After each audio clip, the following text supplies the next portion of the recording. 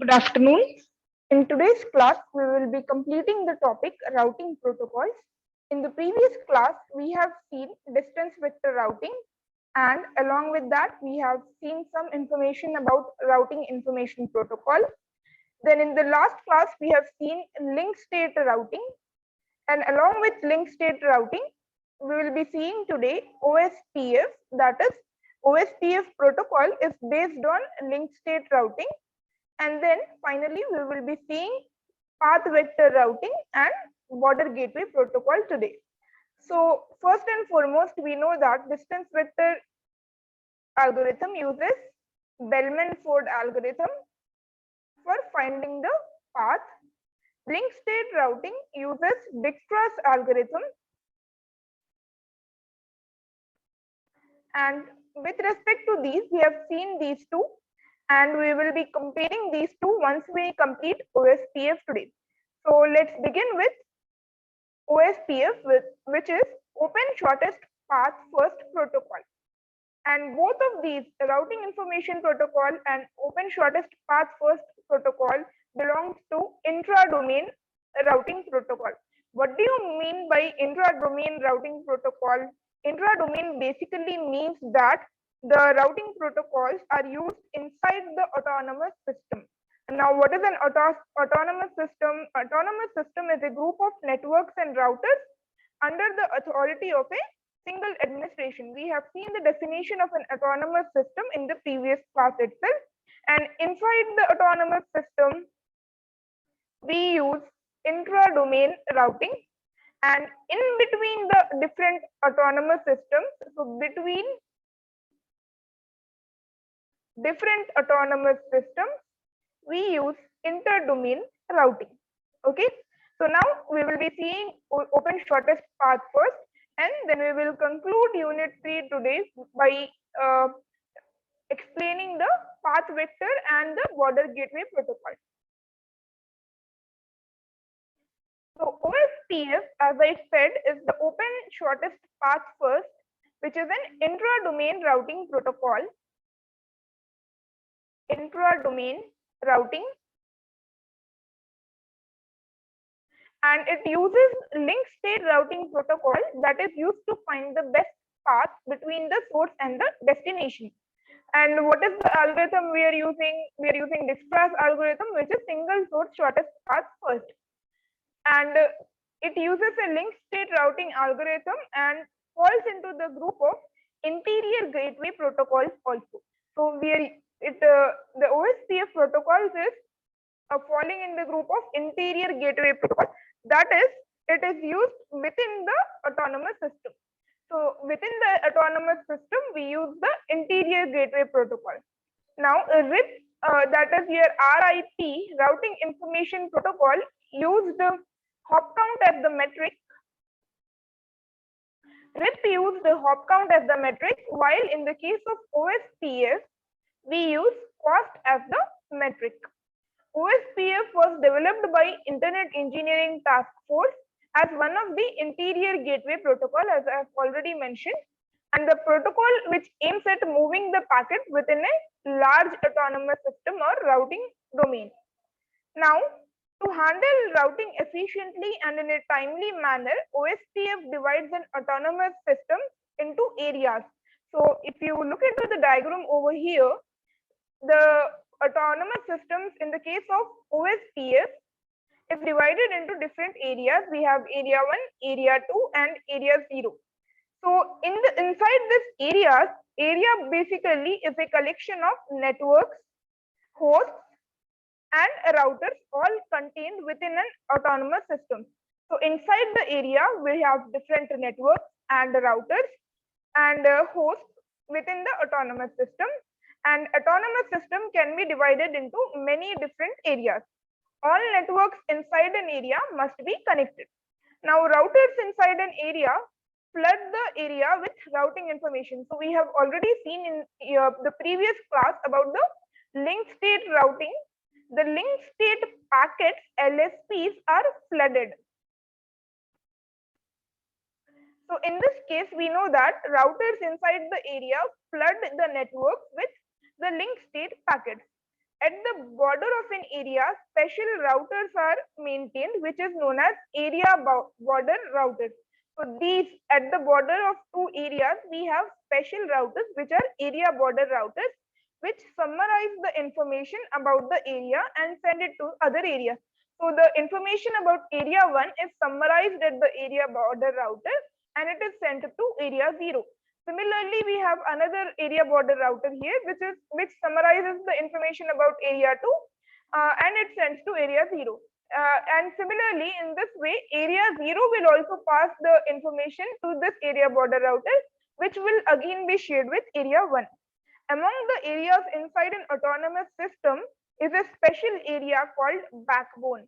So inside one area, which is known as the backbone area, all the areas inside this autonomous system must be connected to the backbone.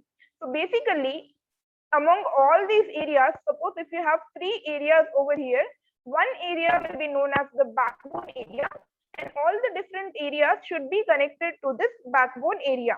So basically, the backbone serves as the primary area. So this backbone is considered as the primary area, while these area 1 and area 2 are considered as the secondary areas. This does not mean that the routers within an area cannot be connected to each other. So as you see, the routers inside this area are connected to each other. Basically, the routers inside the backbone area are known as backbone routers. Okay. Now, if because of some problem, the connectivity between the backbone and an area is broken, so some problem occurs and this connectivity is broken, then what will happen is basically there will be a virtual link created. So virtual link, so if the physical connectivity between the network, the backbone area and the router is broken, then a virtual link is created by an administrator to allow continuity of the functions of the backbone as the primary area. Now, another thing to be known in the case of OSPF is what is the metric that is used.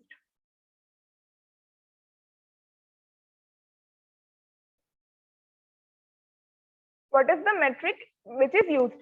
So RIP uses the metric hop count and OSPF uses the metric of cost.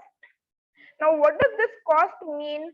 The cost is calculated by taking into account the bandwidth. So the first thing which is taken into account is bandwidth. Then we have the delay and the load.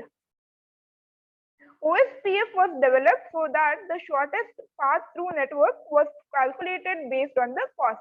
So we have seen that routing information protocol has a few disadvantages or shortcomings, which we can recall as count to infinity. And the count to infinity problem was solved using, so this is a very important answer, either in short answers or you will get it briefly for 5 marks in long answers. How is count to infinity problem resolved in the case of routing information protocol? So we have seen count to infinity problem being resolved by using the first method, which is defining infinity. Second is split horizon. And third is Poisson reverse. Split horizon with Poisson reverse. Now, to make sure that these problems do not occur in the networking protocol, OSPF was developed based on the cost, not the hop count. So if you are taking the cost, then it means it takes the bandwidth, delay, and the third one is the load. So basically, when we are talking about OSPF, it undertakes root cost calculation. It undertakes root cost calculation on the basis of link cost parameters. OSPF is reliable. So as you can see in by this diagram, OSPF can be divided into different areas. So we can understand that it is reliable even in large networks. We know that if the hop count increases by 15 in the case of routing information protocol, then there will be a cause of count to infinity problem, and it is not useful in the case of large networks. but OSPF is useful even in the case of large networks. As a link state routing protocol, OSPF maintains link state databases. That is, it maintains the shortest path to each router by using the Dijkstra's algorithm. And the state of a given route in the network is the cost. So each of these links which are given over here is maintained by the cost, and OSPF allows every router to calculate the cost. Now, the information about the cost of a link, that is the speed or the delay at a point-to-point connection between the routers, is then passed through the OSPF. So the process of flooding is known by the name of synchronization also.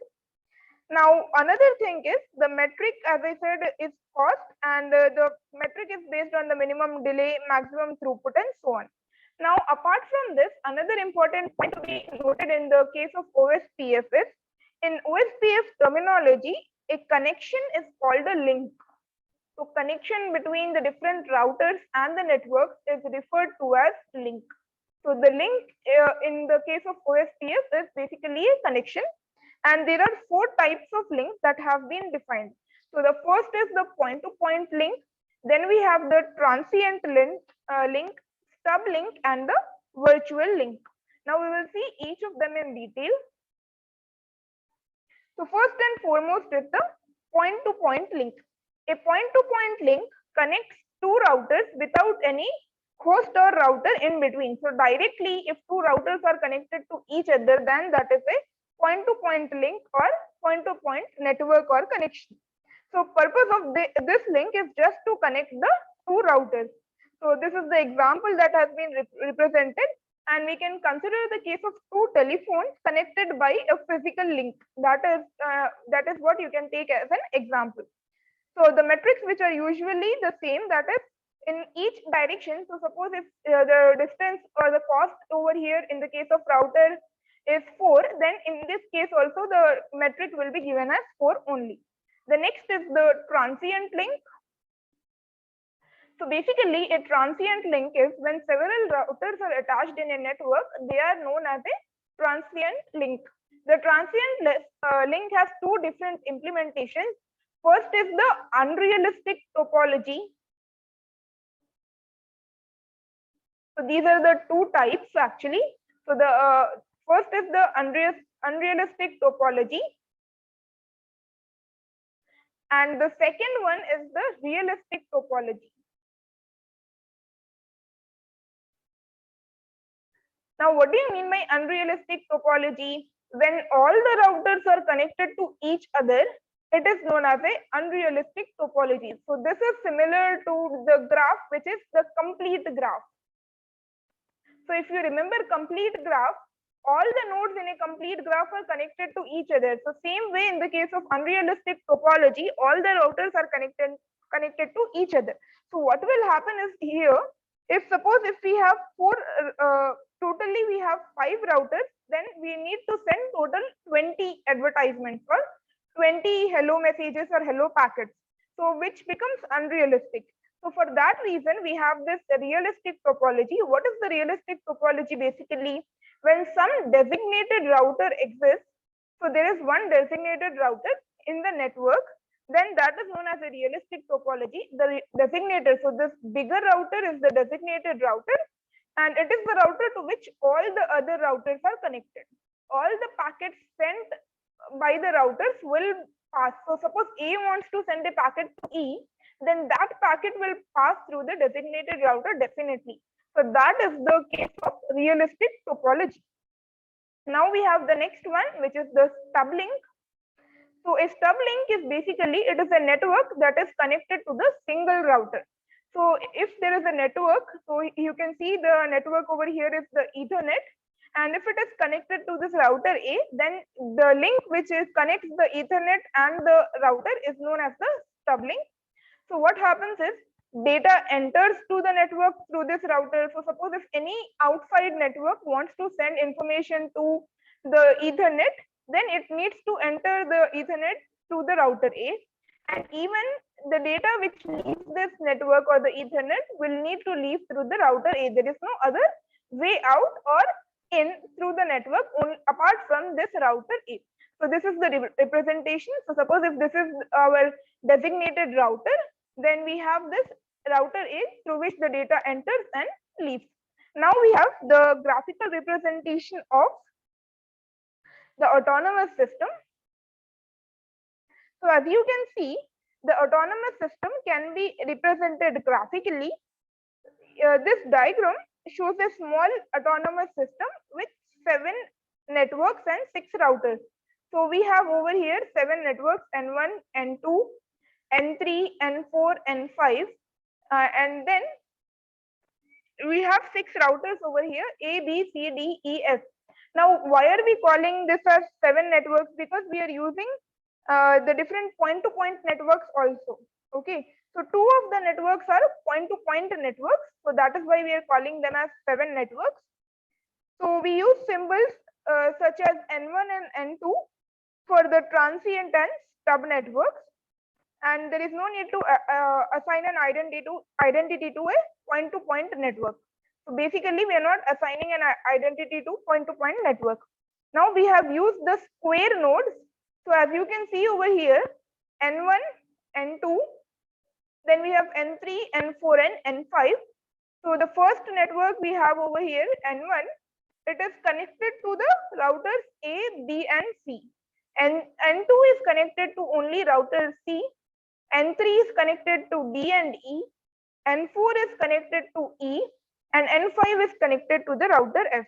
So we have used the square nodes are for the routers and the ovals are for the networks.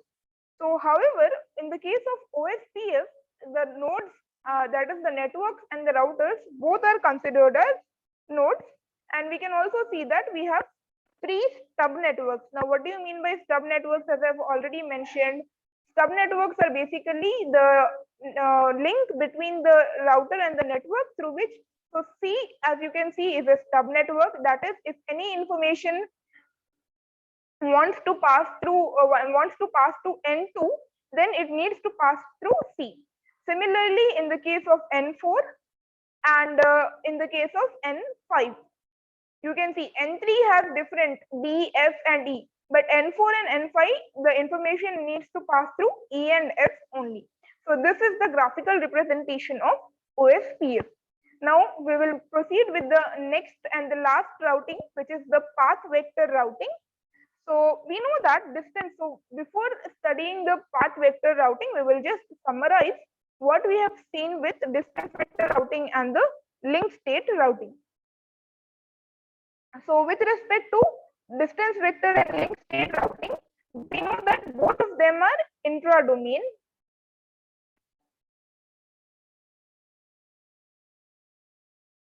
Distance vector, and we will see the link state routing. So first and foremost is both of them are intra-domain. So I'll just write this point in the middle because both of them are intra-domain routing protocols. After that, we have seen that in the case of distance vector, that is RIP. So we will just write which protocol is using distance vector and which one is using the link state. So RIP uses distance vector and link state is used by OSPF. Now, what is the metric that is for distance vector? We have seen that the metric is hop count. And in the case of the link state routing, it is the cost. And these two protocols are used in the case of autonomous system. So inside autonomous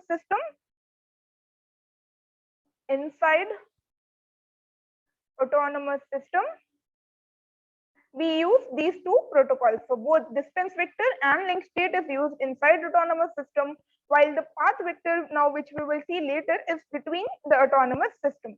And the next thing is these two protocols are suitable for only intra-domain, not for inter-domain. That is very important. And both of these routing protocols become intractable. That is, they are not useful when we talk about intra-domain. Now we have seen that distance vector routing has some shortcomings or disadvantages if there is an increase in the hop count. While link state routing will need a huge amount of resources to calculate the routing table.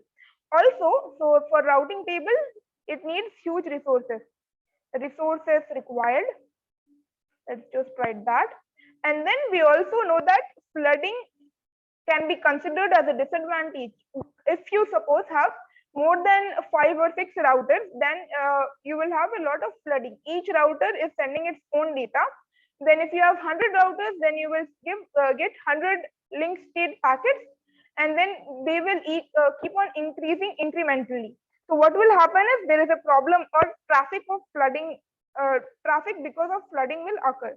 So that is why we need a third routing protocol, which is the path vector routing. So we will see that protocol here. So path vector routing is useful for inter-domain routing. The principle of path vector routing is similar to that of distance vector routing. In path vector routing, we assume that there is one node in each autonomous system that acts on behalf of the entire autonomous system. So basically, this is like having different classes, and in each class, you are making a CR or a class representative. So in the case of autonomous systems also, you are making one node as a CR or one node as the speaker. So in the case of path vector routing, we call that node as a speaker. So that speaker node, the speaker node in the autonomous system creates a routing table and advertises it to the speaker nodes in the neighboring autonomous system. So suppose 5 different classes are want to use the playground, then each CR will make a table that this is the time when we want to use the playground. Okay, so I'm giving a general example. So in this case, the speaker node in the autonomous system creates a routing table and advertises it to the speaker nodes in the neighboring autonomous system. Now, what is the idea? The idea is same as for the distance vector routing, except that only speaker nodes in each autonomous system can communicate with each other. So if you remember, in the case of distance vector routing, each node is communicating with each other. Okay, all the nodes communicate with each other in the case of distance vector. But here, only the speaker of each autonomous system will communicate with each other. So, however, what is advertised is different. So, if you remember, in the case of distance vector routing, we used to advertise the destination and the hop count. Here, what will the speaker advertise, or what will the speaker send to other nodes is not the metric, but the path. So, it will directly send the path. It will not send the hop count or the metric or the cost. Okay. So, let's see an example for the same. So if you notice over here at the beginning, each speaker node can know only the reachability of nodes inside the autonomous system. So A1 is the nodes which are in orange are the speaker nodes, and each of them knows its own autonomous system. Okay, so knows the reachability of nodes inside its own autonomous system. So A1 knows about AS1, that is, if any node wants to send data to router A1 or node A1, then it will just send it to autonomous system 1. Similarly, for A2, A3, A4, and A5, since they are in the autonomous system 1, all the data which is being sent to any of these routers, that is A1 to A5, will be sent to autonomous system 1. And now you can see in the autonomous system 2 table, B1 is the speaker, but any data which needs to be sent from B1 to B4 will be sent directly to autonomous system 2, and from here the data will be distributed inside by the speaker. So similarly for autonomous system 3 and autonomous system 4. Now node A1 is the speaker for autonomous system 1, node B1 is the speaker for autonomous system 2, C1 is the speaker for autonomous system 3, and D1 is the speaker for autonomous system 4. Now, initially, what will node A1 create? It will create this table, and respectively, all the speakers will create their own table. So, what will happen in the next step is, so this is initialization. The first step is initialization. Next, we have sharing on the information. So just as in distance vector routing, in path vector routing, a speaker in an autonomous system shares its table. So A1 will share its table with AS3, that is with C1, and with B1. So it will share the table with its immediate neighbors. So node A1 shares its table with B1 and C1. C1 will share its table with B1, A1 and D1, and B1 will share its table with A1 and C1. D1 will share its table with C1. Okay. After the sharing, the third step is the updating. Now what will happen when a speaker node receives the two-column table from its neighbor? It updates its own table by adding the nodes that are not in its routing table and adding its own autonomous system and the autonomous system that is sent to the table. After a while, each speaker has a table and knows how to reach each node in other autonomous system. So you can see this diagram over here. So this is A1's table after the updation.